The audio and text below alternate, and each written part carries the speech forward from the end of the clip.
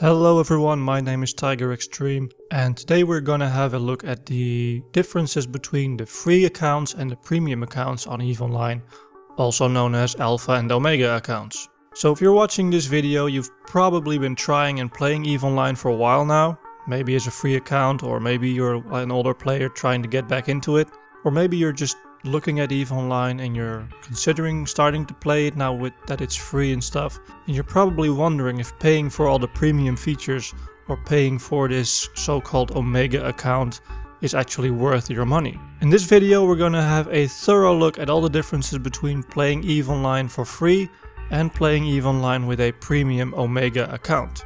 First of all, before we get started, it's important that you know that upgrading your EVE Online account can be done in two ways. The most obvious way is to head to your account management page, and there you can buy some Omega subscription time directly from the website. Subscription time will cost you about $15 a month, and of course you get an additional discount if you buy multiple months at once up to a year. That is the most straightforward way, and it's the way that costs you real life money. The second way is by using an in-game item that is called Plex. Plex stands for Pilot License Extension and will upgrade your account to the Omega state for 30 days.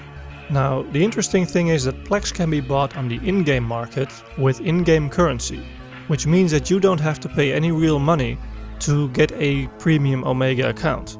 The only downside is that Plex is pretty expensive. At the time of making this video right now, one Plex costs about 1.1 billion ISK. And you know, that is a lot of money for new players when you're just, starting in this game. You won't be making anywhere near that. You could, of course. You can actually get this kind of money if you put a lot of time into the game.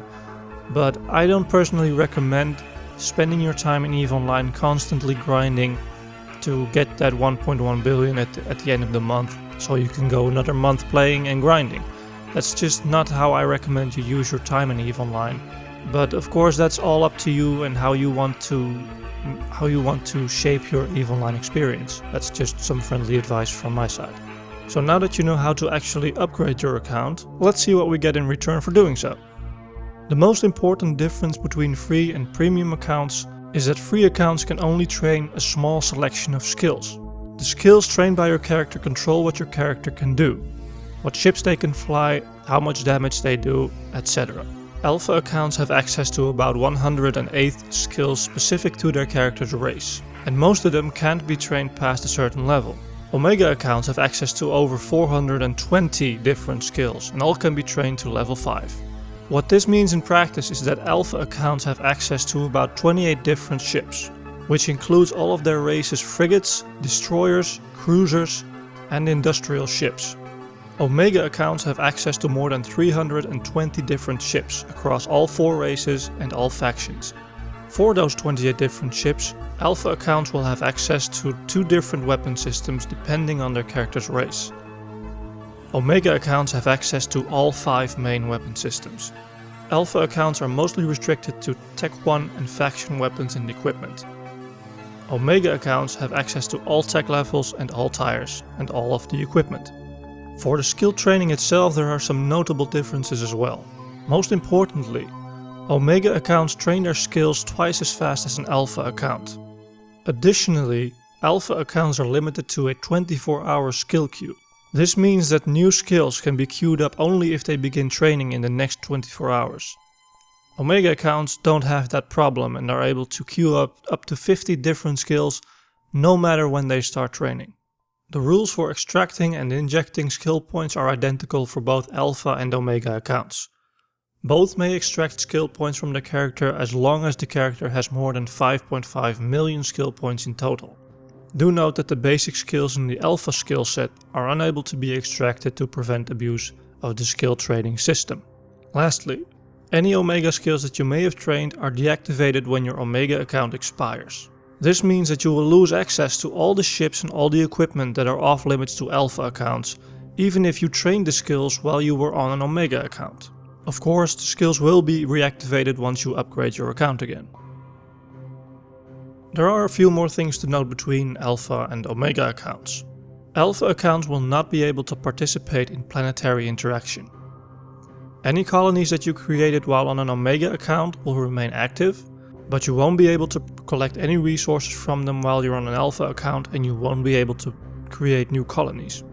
Alpha accounts will have an additional tax applied to any manufacturing jobs they start, and while Alpha accounts are not able to install more than one jump clone, they are able to keep using the ones that they already installed while they were upgraded to an Omega account.